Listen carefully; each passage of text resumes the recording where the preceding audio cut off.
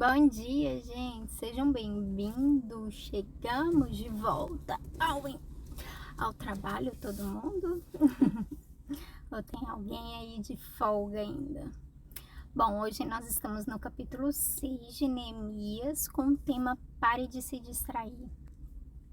Naquele tempo ali, enquanto Neemias estava empreendendo aquela obra de reformar os muros de Jerusalém, havia muita gente tentando distraí-lo, tirando ele do foco principal, chamando ele para uma conversa, ou falando que ele estava tentando maquinar algo, ou ainda pedindo para ele se esconder no templo, para ninguém o matar, porque estavam atrás dele.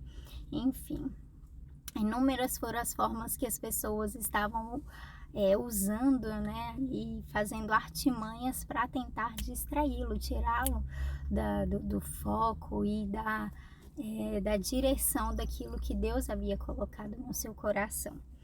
E aí aqui vai falar que Neemias, de todas elas, ele não deu atenção, ele continuou até que ele concluiu aquela obra. E então isso serve pra gente aprender com Neemias, quando qualquer coisa que a gente faça, sabe? Que a gente pare de se distrair, de se distrair com pecado, ou com amigos, ou com pessoas que estão falando mal, ou com pessoas que querem tirar a nossa atenção. Quando você estiver fazendo algo importante, algo bom, algo que o Senhor colocou no seu coração, ou talvez não, ou você nem tem essa noção de que foi o Senhor realmente, mas foi o Senhor. Se é uma boa ideia, se você sabe, tá fazendo algo que vai contribuir, que vai gerar um fruto, que vai dar algo, acredite, é o Senhor colocando isso no seu coração. Então, que você apenas se mantenha focado, alinhado, e todas as coisas que vierem tentar, sabe, tirar o seu foco, tirar a sua atenção, em nome de Jesus, que você tenha forças e discernimento para estar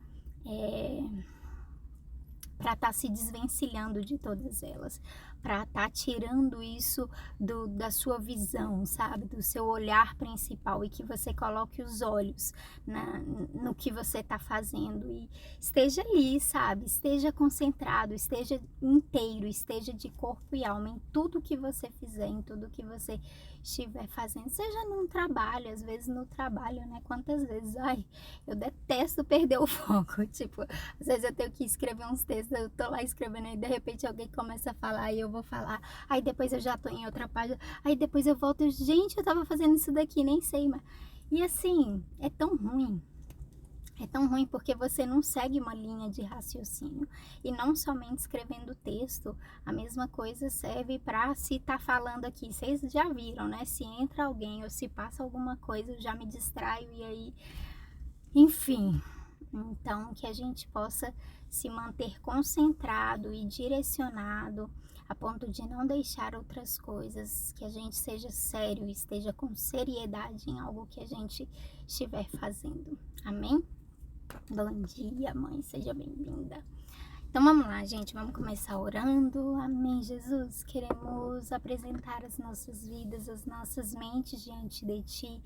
Colocar, sabe, Deus, te pedir um foco, Pai, para tudo aquilo, Deus, que o Senhor está colocando para nós fazermos, em nome de Jesus, te pedir para que elimine as distrações, Deus. Mas se elas ainda vierem, que nós, sabe, Deus, saibamos, Deus, colocar as nossas forças, o nosso empenho, a nossa atenção naquilo que é o foco principal, naquilo que é importante para o Senhor, naquilo que vai ser importante para nós. Em nome de Jesus, nos ajude a ter uma mente, a ter uma visão, a ter uma atenção, a ter um coração centrado em tudo aquilo que o Senhor nos chamar para empreender, para fazer. Em nome de Jesus, colocamos diante de Ti o texto de hoje, que o Senhor nos dê entendimento acerca da Tua palavra. É o que oramos e te pedimos, em nome de Jesus. Amém? Então vamos lá, gente. Capítulo 6 vai dizer: Sanbalate, Tobias, Gesem e o resto dos nossos inimigos souberam que nós havíamos terminado de reconstruir a muralha e que não havia mais brechas nela, embora ainda não tivéssemos colocado os portões nos seus lugares. Então Sanbalate e Gesem me mandaram um recado. Eles queriam que eu fosse me encontrar com eles num dos povoados do Vale de Ono, mas a intenção deles era me fazer algum mal. Aí, eu mandei mensageiros a eles com o seguinte recado: eu estou fazendo um trabalho importante e não posso descer até aí. Eu não vou deixar este trabalho só para ir falar com vocês. Eles me mandaram o mesmo recado 4 vezes e eu mandei sempre a mesma resposta. Então, Sanbalate me mandou o 5º recado e este veio por escrito. Era uma carta e foi trazida por um dos empregados de Sanbalate. A carta que estava aberta dizia: Gesem me disse que entre os povos vizinhos está correndo um boato. Dizem que você e os judeus pretendem fazer uma revolução e que é por isso que estão reconstruindo a muralha. Ele disse também que o seu plano é se tornar o rei deles e que você já arranjou alguns profetas para dizerem em Jerusalém que você é o rei de Judá. O rei Artaxerxes certamente vai saber disso e por isso proponho que nós dois nos encontremos para conversar a respeito dessa situação. Eu mandei a seguinte resposta: nada do que você está dizendo é verdade. Foi você quem inventou tudo isso. O que eles queriam era nos meter medo para não continuarmos o trabalho. Agora, ó Deus, aumenta as minhas forças. Nessa época, Semaías, filho de Delaías e neto de Meetabel, estava proibido de sair de casa, e por isso fui visitá-lo. Ele me disse: nós dois precisamos nos esconder juntos no lugar santo no templo. E vamos fechar as portas porque eles virão matar você. Sim, qualquer noite dessas, eles virão matá-lo. A isso respondi: eu não sou do tipo de homem que foge e se esconde. Você pensa que eu tentaria salvar a minha vida me escondendo no templo? Eu não vou fazer isso de jeito nenhum.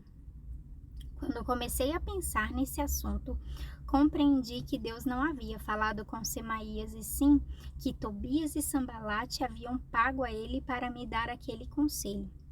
Eles lhe deram dinheiro para me fazer ficar com medo e assim pecar. Aí eles poderiam acabar com o meu bom nome e me humilhar. Oh meu Deus, lembra do que Tobias e Sanbalate fizeram e castiga-os. Lembra também da profetisa Noadias e dos outros profetas que tentaram me fazer ficar com medo. Então aqui a gente vê aí inúmeras distrações, né? Inúmeras vezes que as pessoas tentam de alguma forma tirar Neemias daquilo que ele estava fazendo, né? Das muralhas que ele estava construindo, enfim. Ele por 12 anos ele foi governador. Aqui vai falar que em 52 dias ficou pronto o muro, mas a gente sabe que foi depois que eles voltaram ali a voltar a reconstruir, né? Porque por diversas vezes eles precisaram ir parando.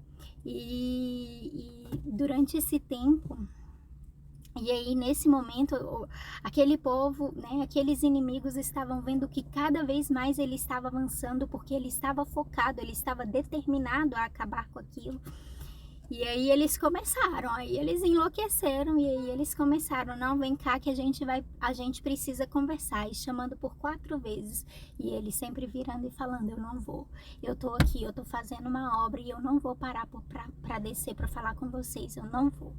E aí depois eles mandam uma carta aberta, e uma carta aberta era para todos terem conhecimento, querendo acusá-lo, falar que ele estava preparando uma revolução, que ele ia virar e ele ia querer ser rei deles depois daquilo, e falou que o rei Artaxerxes ficaria sabendo daquilo. Mas o rei Artaxerxes, ele não foi falar isso para o próprio rei Artaxerxes, porque o Artaxerxes estava de acordo com Neemias, já tinha dado carta branca, já tinha dado tudo que ele pediu, já sabia, já conhecia ali o servo que ele tinha.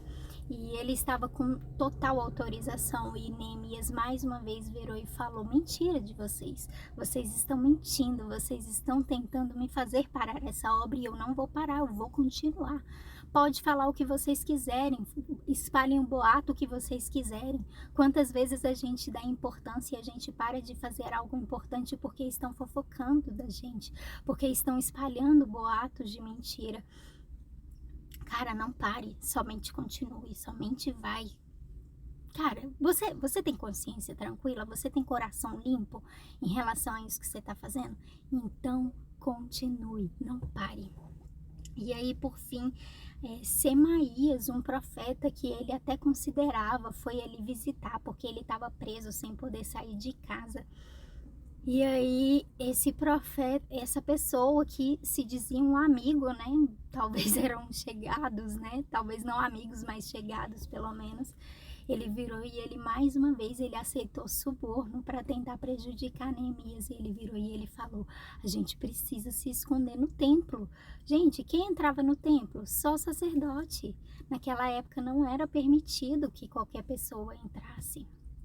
Mais uma vez, Neemias vira e fala: não, eu não sou esse tipo de homem. Se eles quiserem me matar, então eles vão me matar, porque eu não vou entrar no templo, eu não vou pecar.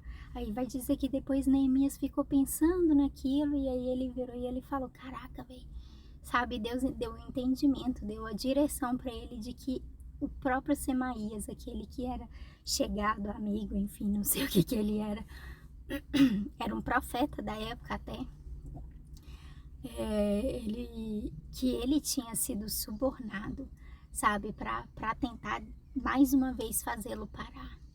Então, assim, vão se levantar todo tipo de pessoas quando você estiver fazendo alguma coisa para Deus, ou enfim, alguma coisa que, sabe, o Senhor colocar nas suas mãos, te entregar, sabe, para você estar ali construindo algo novo, edificando.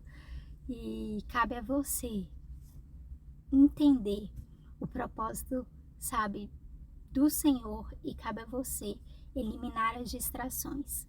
Virar para cada um, cada amigo, cada inimigo, cada boato, cada fofoca, cada isso, tudo que não estiver de acordo e alinhado, você virar e você falar: eu não vou cair. Podem falar, pode fazer o que quiser. Eu vou continuar, eu vou até o fim. Só o Senhor me faz parar essa obra. E aí no versículo 15 vai dizer: as muralhas foram terminadas no dia 25 do mês de Elul, depois de 52 dias de trabalho. Então, os nossos inimigos das nações vizinhas souberam disso e ficaram desmoralizados, porque todos ficaram sabendo que o trabalho havia sido feito com a ajuda do nosso Deus. Durante esse tempo, as autoridades dos judeus haviam escrito muitas cartas a Tobias e haviam recebido várias cartas dele. Muita gente de Judá estava do lado de Tobias, porque ele era genro de um judeu chamado Secanias, filho de Ará.